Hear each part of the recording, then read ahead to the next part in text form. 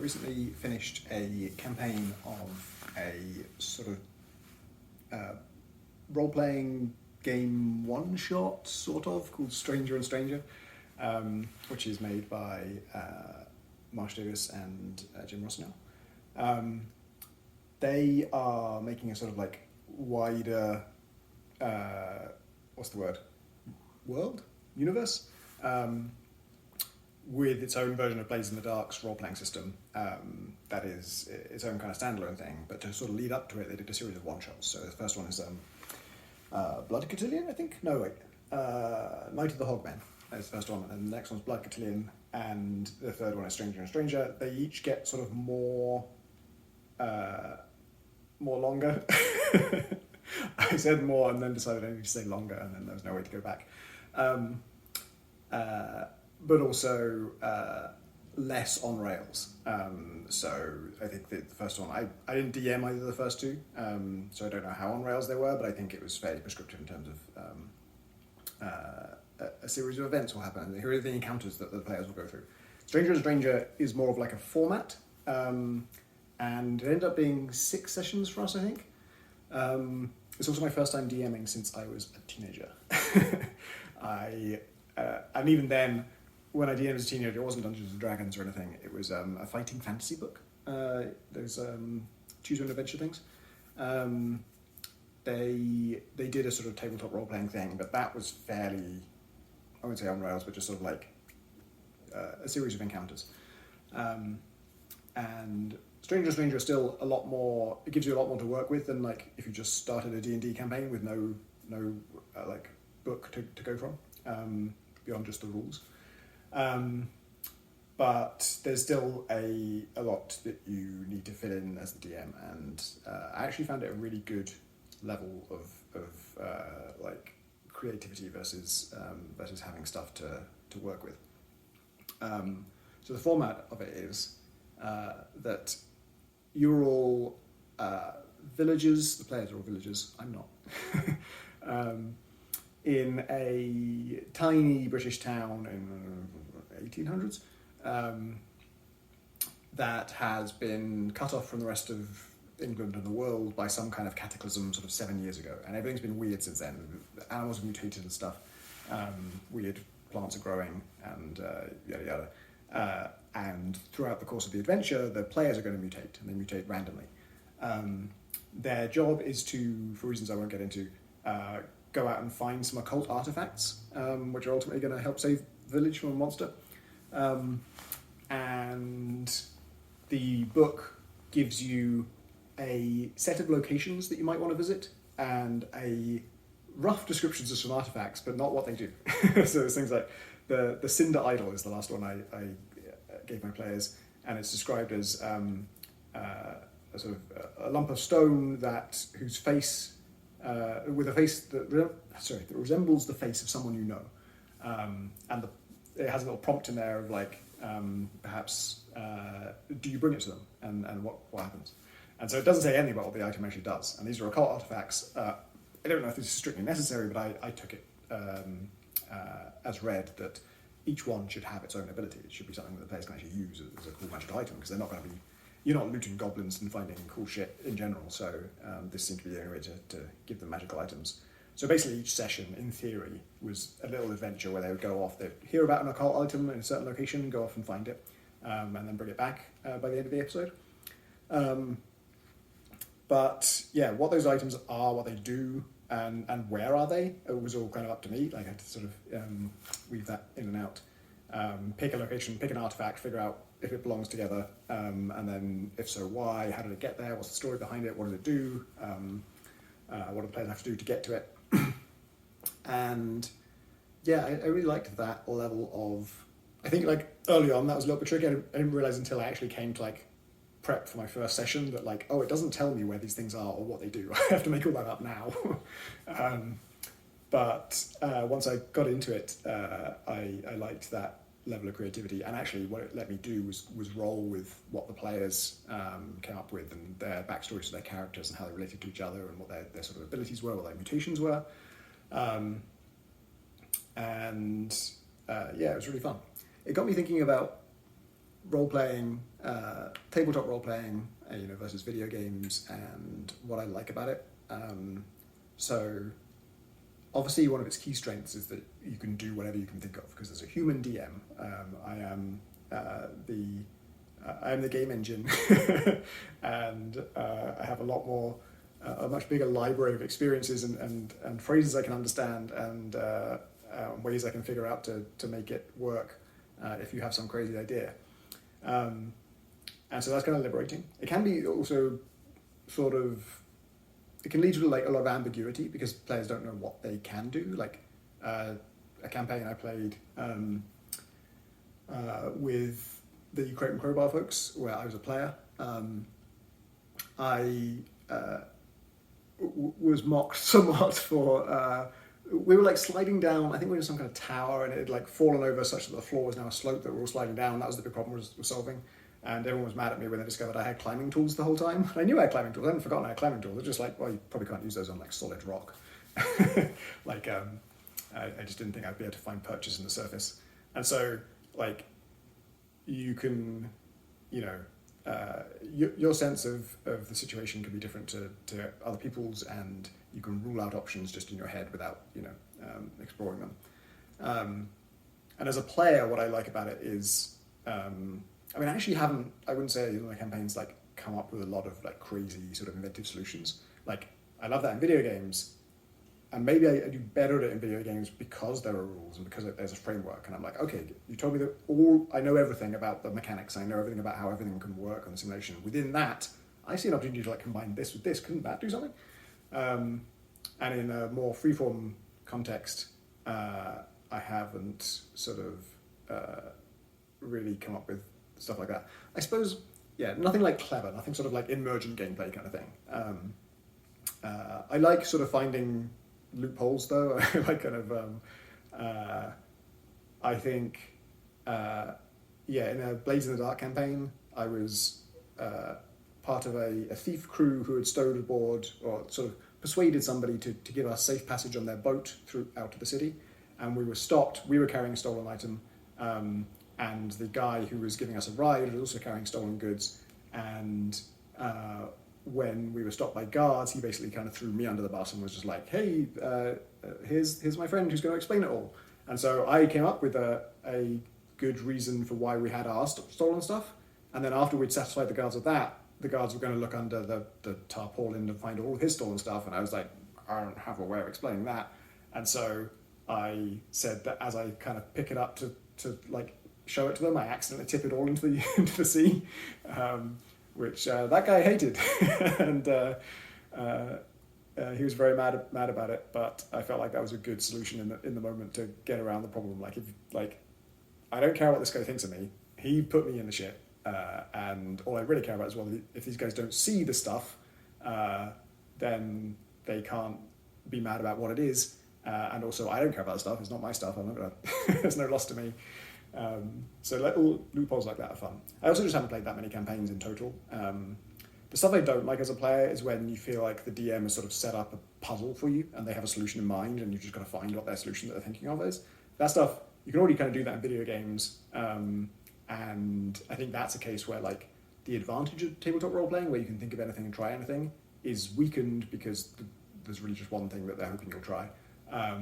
And the downside of it, that there's an overwhelming number of possibilities, becomes a weakness as well, because you know, at least in a puzzle game, there's only a certain number of verbs and a certain number of items, and so you can kind of like not necessarily stumble into it by brute force, but just narrow it down like, oh, I suppose this is the only thing I've got that kind of relates to this, so I'll try this. So yeah, that stuff I just feel a bit stuck, and that kind of gets me around to one of the main things I like about tabletop role-playing, both as a DM and as a player, is for me, when we're in those kind of situations, and then you sort of think it's just something, and it's not what the DM wanted, and you can kind of tell, but they let you roll for it. I'm like, thank you. Like, as long as it's just down to a dice roll, like I'm so much happier with that than it being down to the GM's logic. I know that sounds counterintuitive, because like a dice roll is random luck. You know, if you're playing a video game, the decision between like a solution that is intelligently designed by a human and makes sense, or is being judged by a human in real time to be whether it's valid or not, Sounds like a way better system than just pure chance. But actually, in practice and tabletop, I love having the pure chance because it's like, well, it might work. Like, I mean, for one thing, it's my idea. I thought this was a good idea, whatever it is. I thought there might be a chance this could work. And I'm perfectly happy for the DM to set like really high difficulty on it and make it very unlikely to work. As long as I just get to roll for it, I just want that chance. I just want, and part of the appeal of that is, first of all, you know, if you have a crazy idea and it does work, that feels great. If you have a crazy idea and it doesn't work, it's usually funny. And there's just an honesty to it. It just, we all know it just came down to the dice. We know that the DM didn't shoot down my suggestion because they didn't like it. And that's what I don't like about the sort of puzzly version of DMing. Like if you could play a role-playing campaign where there are no dice, like the GM just decides what works and what doesn't. And I use that extreme example, which I don't think people really do commonly, to illustrate the problem, which is that when you do that, it comes a lot down to just that DM's foibles and quirks and how they think and what makes sense to them. And actually, in a role-playing game, I don't think it's a case that, you know, you have a good time because all of you are on the same wavelength. I actually think you're all on different wavelengths and you have different understanding of the situation. And sometimes the cool stuff comes from that.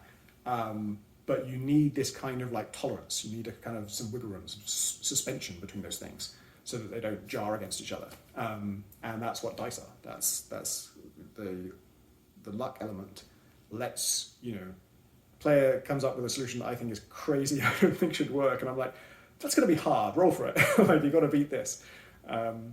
And the fact, you know, if it was just down to my judgment, I would probably just have to say, no, that doesn't work. You know, imagine if you have a crazy idea that sounds, you know, it's a 1 in a million shot or a 1 in 20 shot, let's say. But it just could work. And the GM just says, no, it doesn't. Like, that's a horrible situation for the GM and the player, because the GM kind of has to be, you can't just keep saying your long shots work. So, and a human isn't very good at all at doing it truly randomly. You know, I was thinking about this the other day. Someone was doing a card trick. I was watching in a show, wasn't I? And, you know, they start by asking them to pick a card, and people always pick something like not exactly in the middle, but also not at either end. And so some were in the sort of 25%, 75% kind of like areas. And I realized, like, that's not random. They're actually having a lot of influence there. And I was like, well, if you did pick the very end card, that's fine, you can do that, but you have to do it only 1 in every 52 times someone asks you to do this, which of course, like, the brain is not going to do. So it's incredibly hard to simulate true randomness. And so the dice are like the truest part of it, the most important part of it for me. And as a GM as well, I like it because, yeah, someone comes up with a crazy idea, I don't have to say no to it, I don't have to say yes, I can just roll the dice and find out. And then we even had situations towards the end of the Stranger campaign. One of the items, and this is not a spoiler because I made it up, is a staff that you can sort of slice through reality with it. And the guidebook says that much, I think, but doesn't say what that should happen then. And so my thing was, I combined it with a different thing that was going on where someone had a lot of clones of themselves and said that when you slice through reality, a clone of yourself comes out. And the players got it. Actually, they were very reluctant to use it for a long time because I told them, like, when the clone comes out, I'm going to roll a dice and find out what kind of clone it is. The options being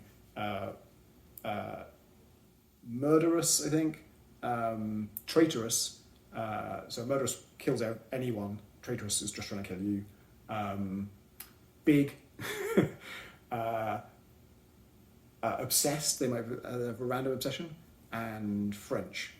I think I might be 5 rather than 6, but whatever the other one was, I don't know. It shook out such that like half of them were good and half of them were bad. One of them very bad.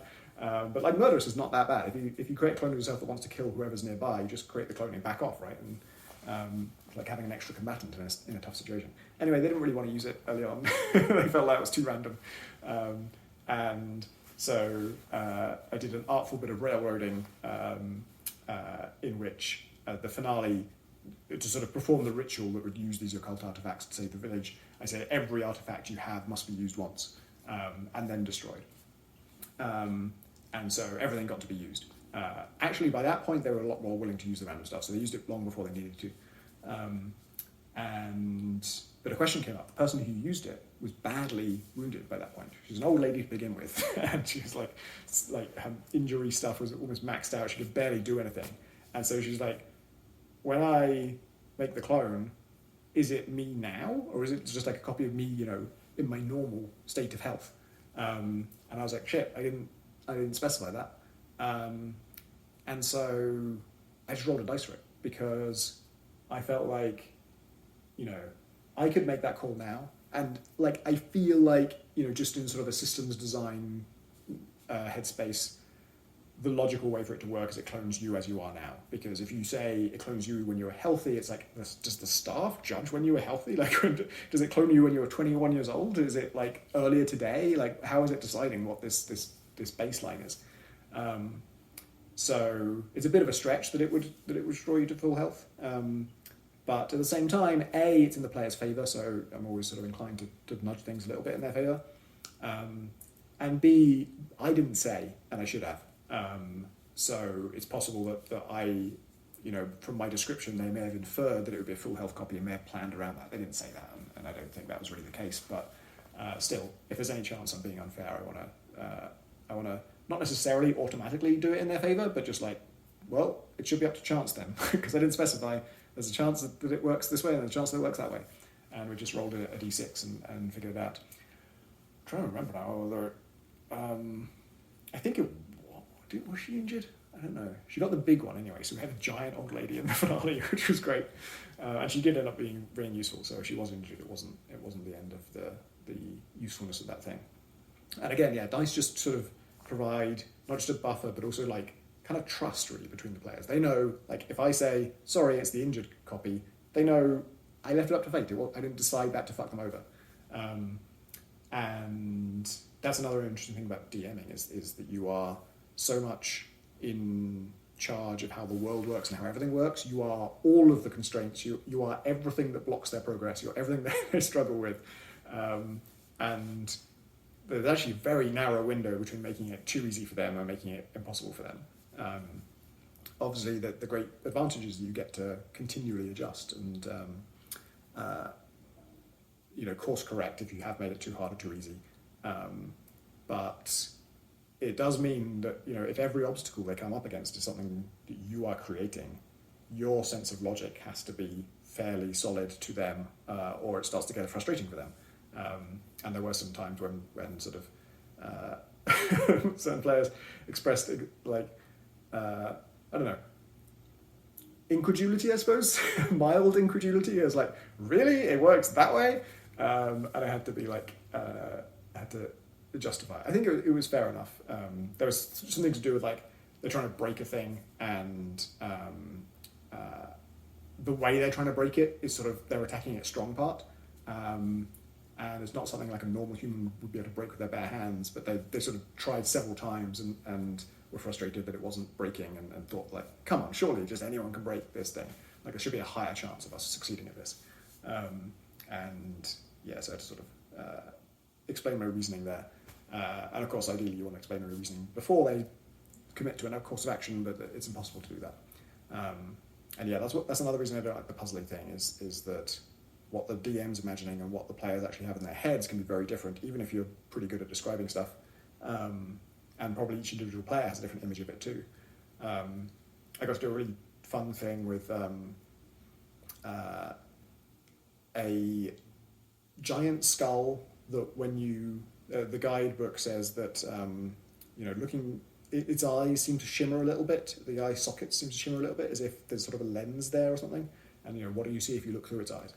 And that's the prompt. And then my answer was that I didn't tell them what they would see, like what it meant, but I just had them basically experience a vision of the monster that's coming for the village, but just different. And the answer, this is not a spoiler for the campaign because I made it up, was that this was the origin of the monster. They basically saw it in reverse order, a series of clips of the monster being formed. And so the first thing they saw was like a lesser version of the monster. And their first conclusion from it was like, oh, there's other monsters. This is a vision of another monster somewhere else. It looks like this one, but it's different in certain ways, therefore there's two of them.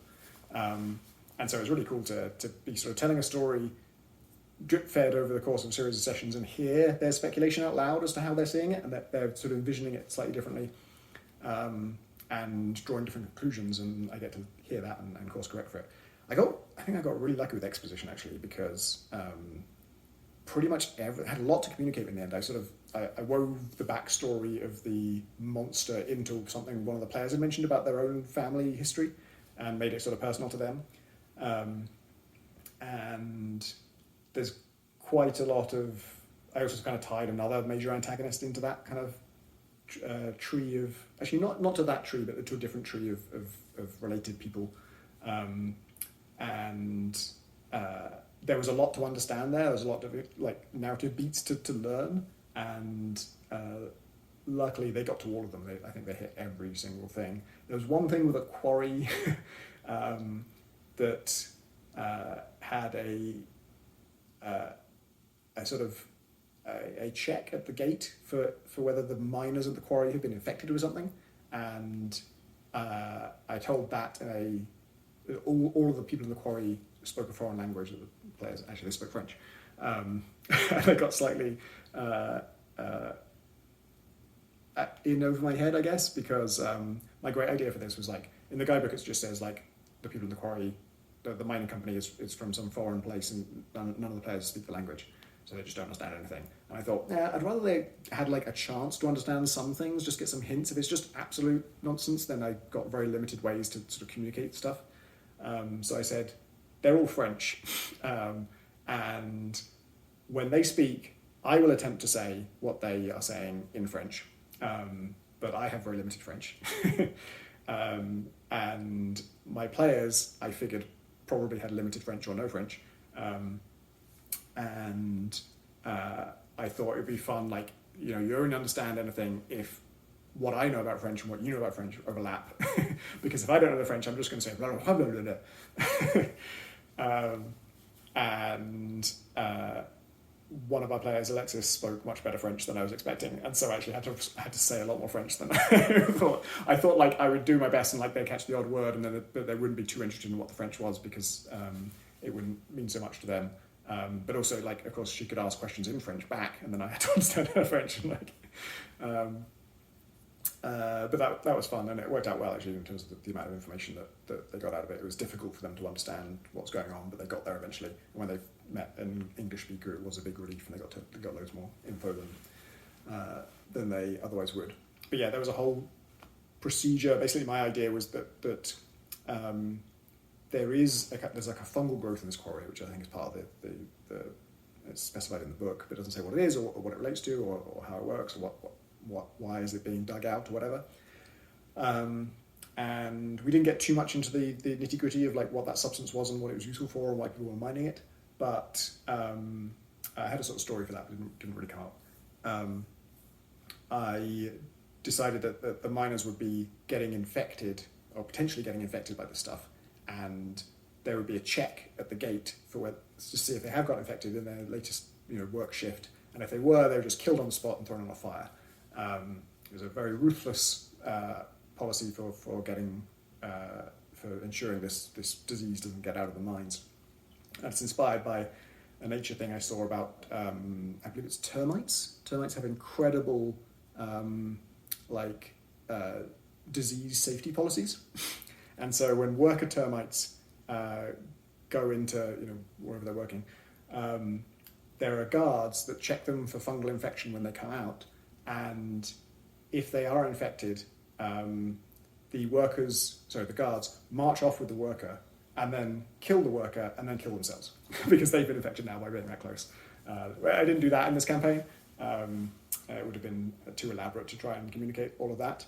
But that is just one of the wildest nature facts I ever learned, and I think it's amazing. So my twist on it was that they test the workers at the gate and they kill them if they're infected, but the infection actually isn't a negative thing. The reason they don't want the workers to be infected is that it makes you stronger and tougher, and they don't want their workforce to become strong and tough. They want them to be the only ones who are strong and tough. The guards aren't all infected themselves. It's like it's a fairly major transformation once you go through it. But all the same, they don't want workers to get it. Only some of the higher ups have sort of intentionally infected themselves. So it's sort of a positive disease. And players didn't get that. I had to tell that was the only thing I think at the end of the campaign I just had to tell them, like, oh, by the way, here's what's going on with that. Actually, some of them thought, yeah, I had like an inkling of that, but yeah, it didn't quite come up.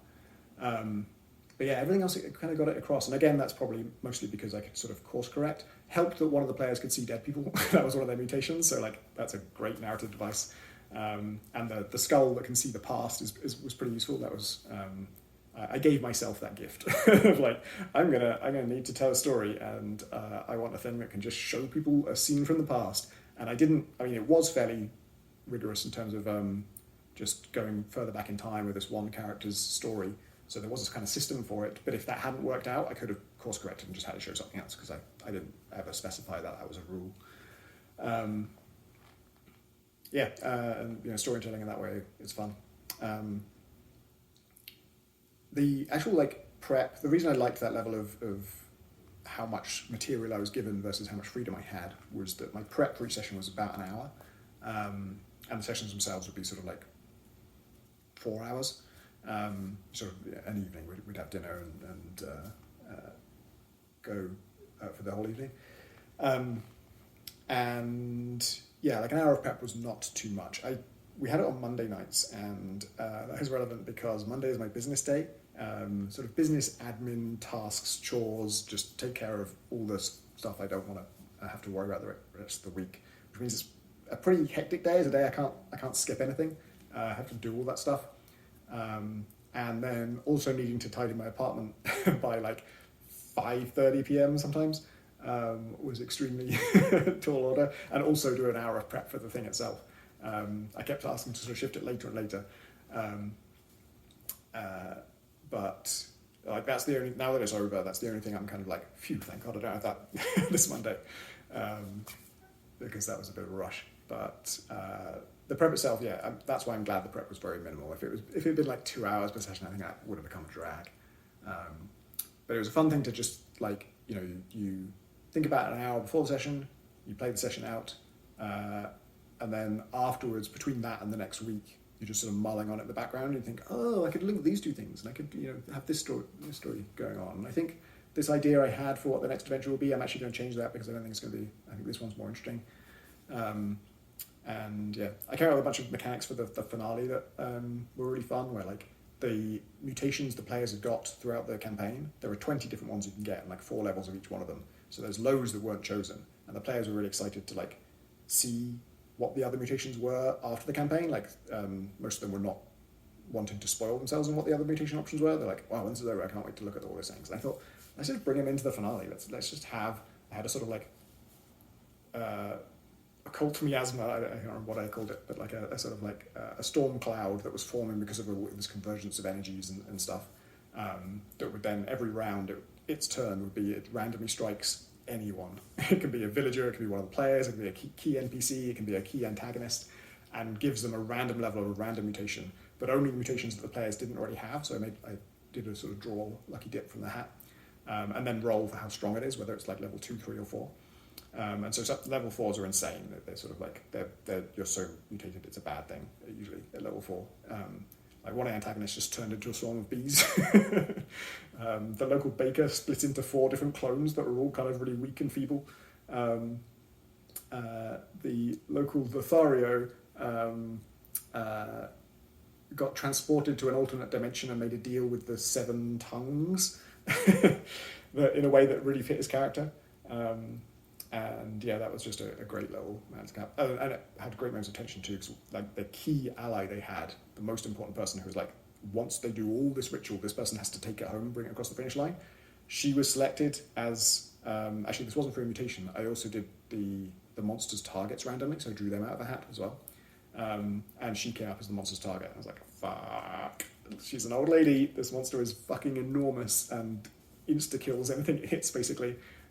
How is this going to work out? And amazingly, the players actually came up with a solution to save her in a way that was sort of pleasingly indirect, sort of like, oh, if we do this outside, this will affect what's happening inside, in a way that gave her like a Hail Mary shot at surviving. And so I rolled for her. So I think that was another cool thing where I was able to use chance, like a good balance of chance and decision making, because basically it was a witch who has not had her powers for a decade, and what they did outside was a way to give her her powers back. And they knew it would give her her powers back. She knew this was a possibility, But at the same time, with a monster bearing down on you, I didn't feel like, someone instantaneously getting all your powers back, you wouldn't necessarily immediately be able to cast exactly the right spell. Like, do you even know you just got your powers back? What do you feel? There's a lot of open questions there as to how good this would be. So the unkind version would have been, we roll a dice and she just fires off one of her 6 spells. She has 6 spells, so we just randomly pick one. And she fires that off. Very low chance that she survives if we do that. And so my compromise is I think she's smart enough and these are her spells that she has some control, but at the same time it's a very, very spur of the moment thing. She doesn't know what's going to happen. She's not prepared for it. So there should be some chance. So I just had her roll twice, just almost like rolling with advantage, except instead of picking the best thing, the highest value, she just got to choose out of the 2 spells she rolled which one she casts. In other words, in that moment, she sort of feels like, oh, I could do this, or I could do this. And luckily, one of them was the exact right thing she needed, and it kind of saved everything. And that was a really cool moment that came out of randomness.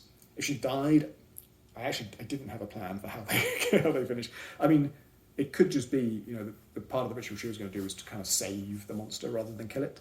And so it could just be, well, you can't save it now, so it's going to die. And there was a personal reason for the players to want to save it.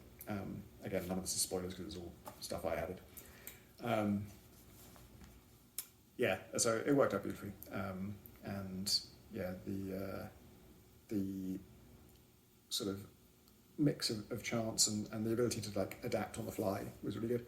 In terms of my ability to DM, I love all the planning stuff and designing kind of what's going to happen. I enjoy rolling with the punches and as I mentioned, working in dice rolls and figuring out what the balance of judgment to chance should be. I was, as a player, getting a lot better at doing voices because I'm not a performer. It's not in my skill set. It doesn't come naturally to me. I feel very self-conscious doing it. Struggled to come out of my shell. And as a player, I've done several different role-playing campaigns in the last year or so. And I was pushing myself to be, in my Blades in the Dark campaign, I'm honestly Slide or Shade or something. I can't remember what it's called. A disguise person. So every adventure, I'm basically becoming someone else and having to do their voice. I'm like a stiff upper lip British copper. I'm a low down scoundrel. I have to put those voices on and I was pushing myself to do that. And I think I was doing well at it. I think I was not doing good voices. I'm not good at accents or anything, but I was just doing it. I feel like that's one of my biggest hurdles was you can't, in any performance thing, being hesitant about it or not going for it just doesn't work. You have to commit. And I was getting to that point where I could kind of commit. And I think even in some of them I was fairly good at sort of speaking off the cuff kind of thing, just making up what I want to say in the right voice and the right language that this person would use on the fly. And then as a DM, I couldn't do it. I was happy to do silly voices and stuff, but God, just the trying to hold in your head at the same time how does this world work? Then what does this character know about how this world works? And then what would it be good for the players to know game design wise at this point? But then also, what does it make sense for this character to reveal or not reveal given how well they know them? And then on top of that, what kind of personality is this and what's their dialect? How do they speak? And what's the accent and getting the accent? It takes a certain amount of mental effort for me to summon one of the 4 accents I can do a stab at. And doing that whilst doing all that other stuff just became impossible. I just couldn't do it. I ended up sort of the main ally that I spent a lot of time talking to. I had a voice in mind for it. I practiced it a little bit, and I can do it. If I know what I'm going to say ahead of time. But to improvise what she's going to say and do the voice, I just couldn't. My brain just said no. I'm just I'm just going to talk in my normal voice for her. And then at times I even stopped saying it in her dialect and in her, the way she would phrase it. And just well, she communicates to you that yada yada. Because I was just right now I don't have the processing power to phrase this into her language.